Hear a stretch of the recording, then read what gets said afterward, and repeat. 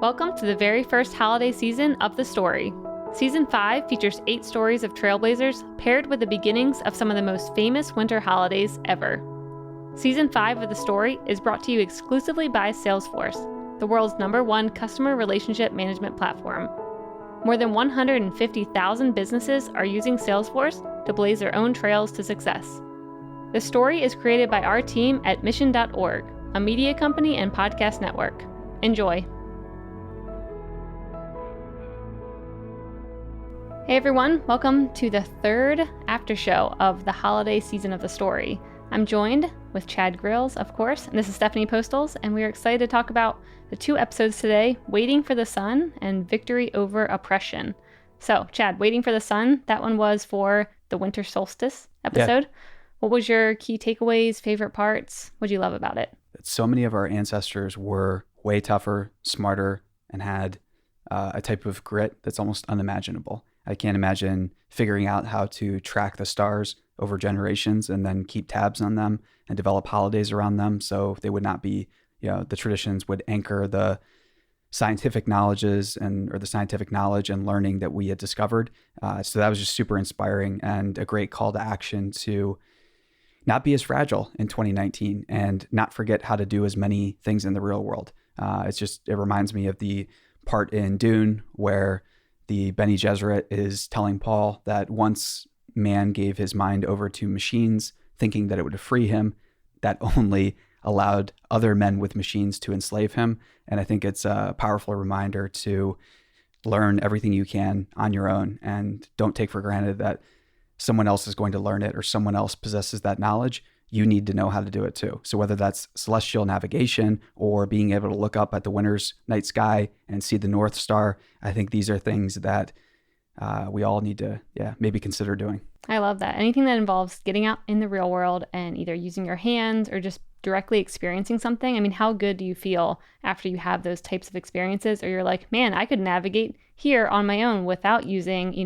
an app or something like that. And then also just being tough and patience. That was what I took away from it. When the dad was telling the son, like, why you need to be patient for the sun to come up and that whole entire message, I'm like, that was a really good reminder to stop and listen and watch and just be where you are and experience what's coming your way without rushing through every part of your day. Yeah, I mean, that delayed gratification, we're not a fan of a mindless puritanical work ethic or suffering for the point of suffering. I'm not a fan by any stretch of the imagination, but wow, am I a fan of preparing for the winter and kind of like stocking some things away for hard times and training yourself to be content with what you have. I think those are things that just don't go out of style. And we talked about eliminating anxiety in the previous episode. And I think that this is a powerful real world challenge to go beyond the words and the philosophy, which can help eliminate anxiety, and then take these into the real world where you eliminate anxiety, you put the final nail in the coffin through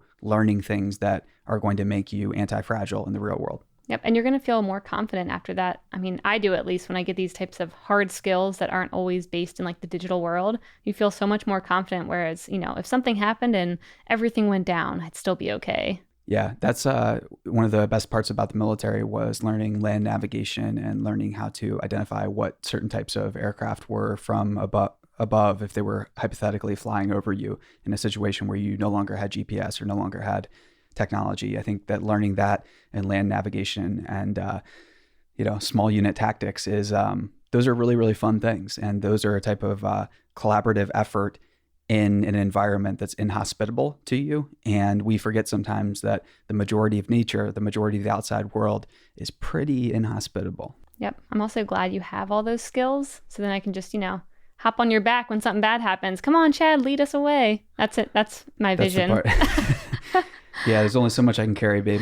Only so much I can carry. But in 2019, we're all going to be learning those skills as a family. Next story is about Hanukkah. Yeah. How sad is it that I feel like a lot of these stories I was taught in elementary school, and I remembered almost nothing about a lot, like the little details and stuff. I didn't know any of that. Well, I think that the most exciting parts of stories are kind of scrubbed away when you go into school so as not to offend anyone, so as not to privilege one group of people or one holiday over the other. I think people are so afraid of doing that they forget that sometimes story isn't about having things be perfect. Story is messy, and the real battles throughout history, the real struggles sometimes get left out. And that's a shame, because history is something that's all at once. It's terrifying, it's fascinating, it's inspiring, it's encouraging. And I think our young people today, when they're told, you must read this book, you must do this thing, and or this is exactly how the story went. Don't ask questions, just this is what it is. Yeah, it's so disheartening. And ultimately, they're not told that this is just our best guess. There's I won't say what college he's a part of, but let's just say that there's a professor of history I know who basically believes that, the majority of history isn't just wrong, but it's an outright fabrication. And while that might be a bit radical of an opinion, I mean, hey, he's the tenured college professor who has studied history more than almost anyone in the world. You can think about that what you will, but at the end of the day, history is just our best attempt to try to make sense of where we've been and where we're going. I think that almost any attempts to write those stories, preserve them, and celebrate them have to be cherished, because like we were talking about with the winter solstice and land navigation and preparing in the event of modern technology not being there, we need history. We need those stories, because we can land navigate everywhere we want. We can survive, but we don't get to a place where we have meaning until we have the stories from our past. Yep. I also loved the episode Victory Over Oppression, because I didn't realize Hanukkah was really started just with like one man kind of looking and seeing, looking through history and seeing like, how can I help the situation today? Yeah. I didn't realize that. I thought it was like, this is something that's been going on forever. Yeah. The Jewish people that were living under the Greeks decided that this was not going to work for them any longer. Too much oppression, too much tyranny. Yeah. It's a lot of struggle to get there, but I think that branching out and creating a wonderful holiday to celebrate light is incredible. So. Yeah, and maybe it wasn't one man, maybe it was a group of people, but still, it's more definitely like... had a ton of support, and behind every man there are dozens and dozens of women who do everything that he does much better than him. And true. I want to end on that now. That's great. All right, on that note, let's wrap it up. See ya.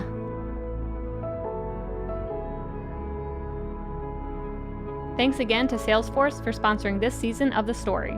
The Story is created by The Mission, your #1 source for accelerated learning. We send out a daily newsletter, operate a network of podcasts and shows, and our brand studio creates sponsorships that drive results for world-class companies like Salesforce. Subscribe and learn more at mission.org.